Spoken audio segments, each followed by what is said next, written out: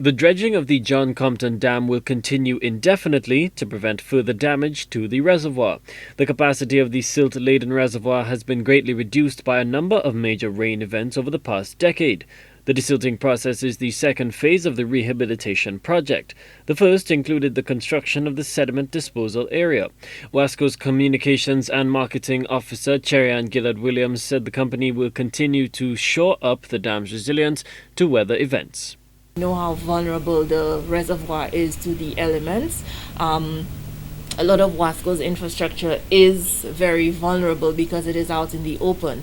Our intakes, for example, which includes the John Compton Dam, are in rivers. So you find that anytime there is a major rain event, you find that these facilities are very vulnerable to landslides, siltation, and so on.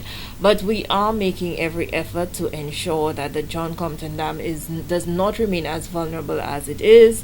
Because of that, we are engaged in exercises like riverbank stabilization projects and so on, so that it will minimize the chances of the dam being in the state that it is presently. The contract of the second phase of the project was awarded to Vinci Construction Maritime et Fluvial in July 2018. The dredging will help enhance water security in the northern districts. The dredging of the dam, which is at the actual removal of the silt from the facility and the transporting of that silt through pipes into the sediment disposal area, began in October, late October. So the fact that we now are dredging the dam means that the capacity of the dam will now be restored. Of course, the dam is the reservoir that supplies the entire north of the island with water. So with the increased capacity, we expect that there would be improved distribution to our customers in the north of the island. The reservoir supplies water to 93,000 consumers in the north of the island and parts of Ancillary.